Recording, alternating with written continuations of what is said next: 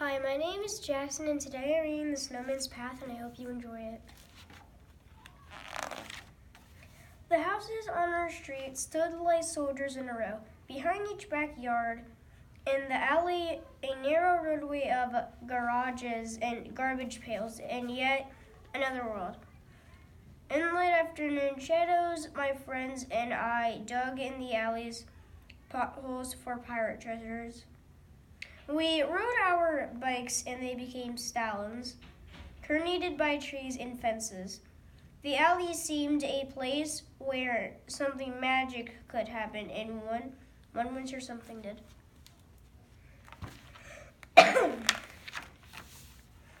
Shooting a basketball into the hoop on our garage one afternoon, I watched a cement truck pull up. Its barrel turned and it spit out gray paste. I returned the friendly greetings of the men who smoothed over the new concrete and waved to them as the truck pulled away.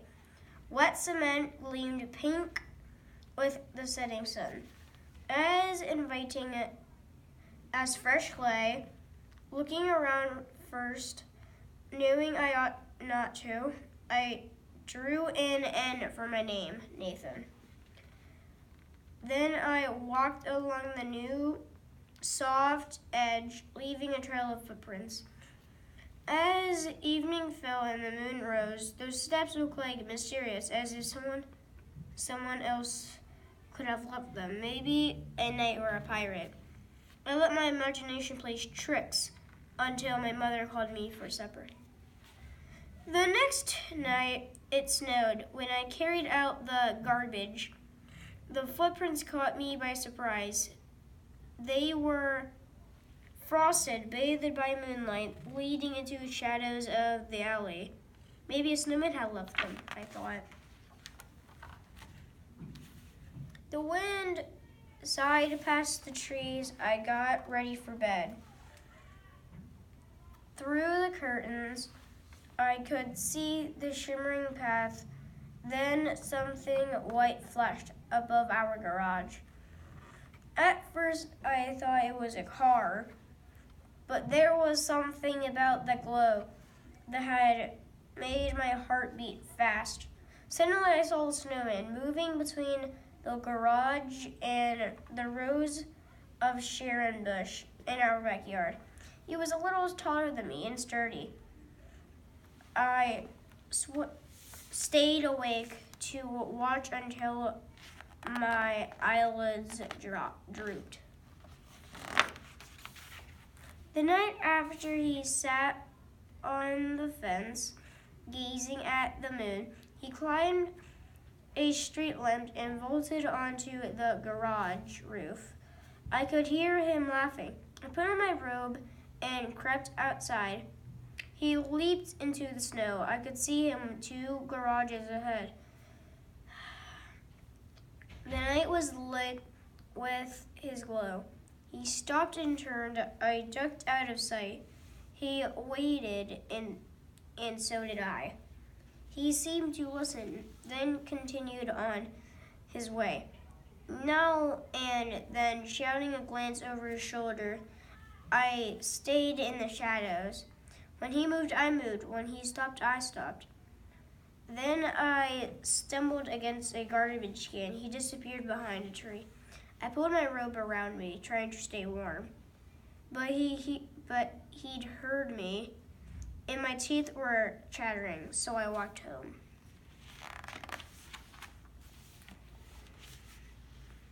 The next night, I waited near the garage.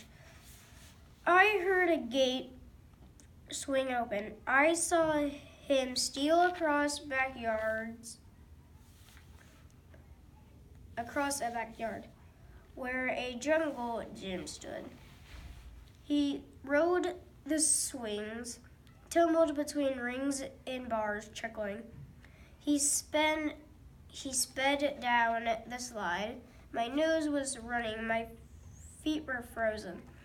After that, I wore my winter coat, put on heavy socks, and boots. I hid in the shadows while the snowman hopped garage roofs, tossing snow. I watched him leap garbage cans, tumble down snowbanks, moving like an acrobat.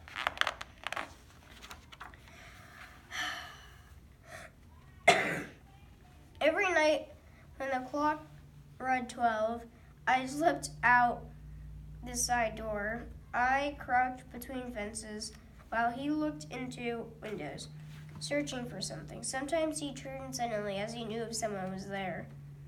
One moonlit night, I heard the snowman singing a sad duet with this wind. A dim glow hung over the snow near the garage. I filled a bag with cookies and crossed the backyard, gathering my courage. I stepped out of the shadows. My heart jumped as our eyes met. He seemed startled, about to run away. "Wait," I cried. I held out the bag of cookies. The snowman looked at me with his soft prune eyes. "Please don't go," I said.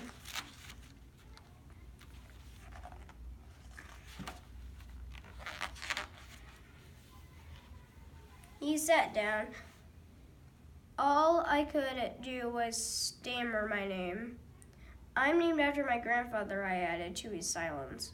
Then he spoke. "Nathan," he repeated, nodding. He smiled, with those prune eyes were sad. He told me he had no name.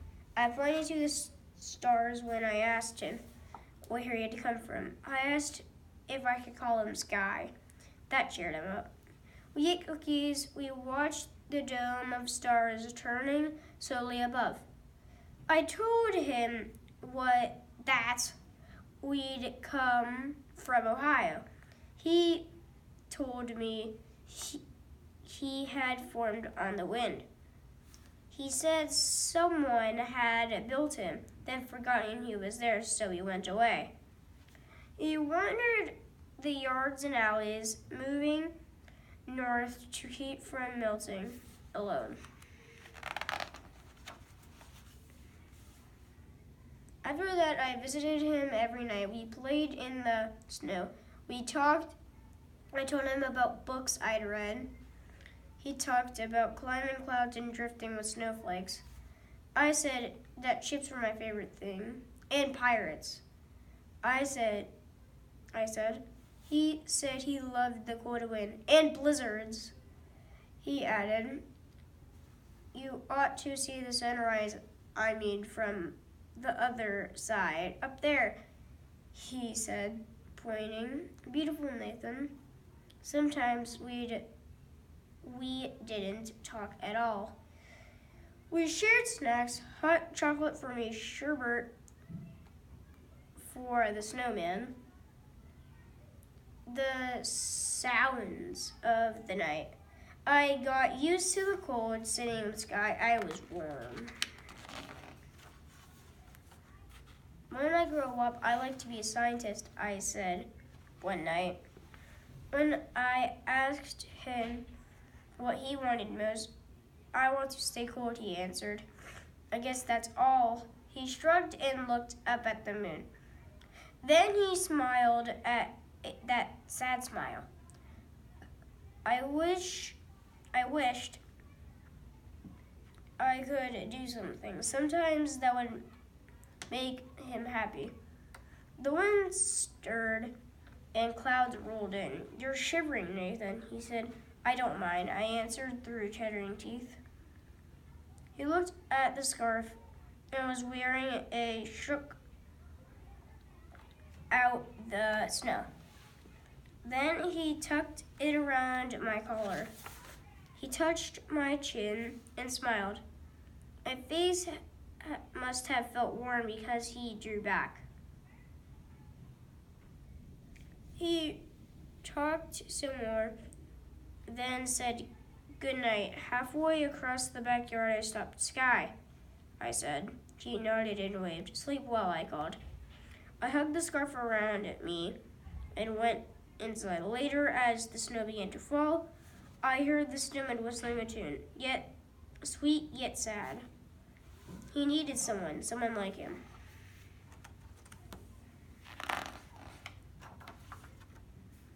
In the morning, the drifts were 3 feet deep. I put on my boots and went outside. I knew what I was going to do. I went to work under the maple tree, packing a base and rolling the head. I made her tall, round, and graceful. I found a feathered hat and a woolen shawl and in a bag of clothes. My parents were getting away. I got a box of prunes and a carrot, and I snapped some branches.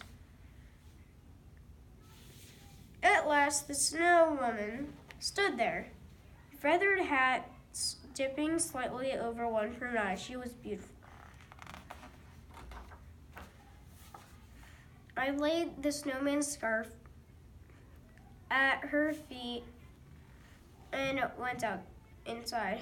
When I looked out the window during the night, I wasn't surprised to see that the place under the maple tree was empty. Reflecting moonlight flickered in the alley. They were dancing.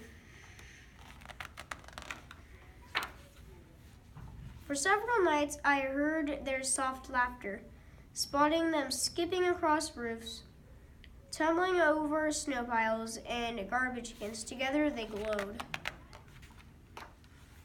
One night I heard someone tapping on my window.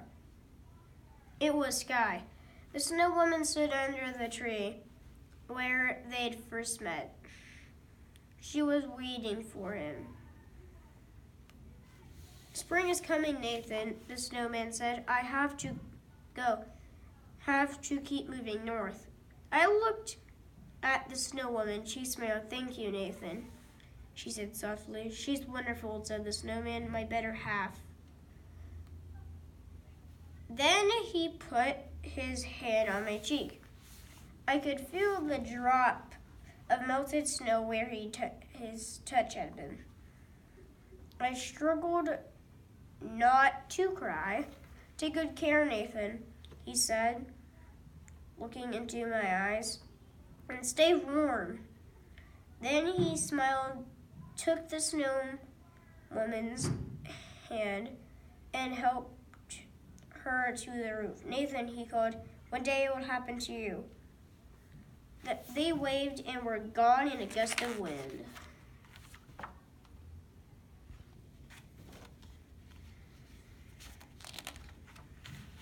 I still dream of them. Think I hear them sometimes. When snow flies. The footprints are still there, though smaller than my feet are now. They still catch me by surprise, pointing into the alley, gleaming under the moon, and sometimes, if I really listen, I can almost hear a voice calling Nathan when the wind blows. Well, that's the end, and I hope you guys have a Merry, Merry Christmas today.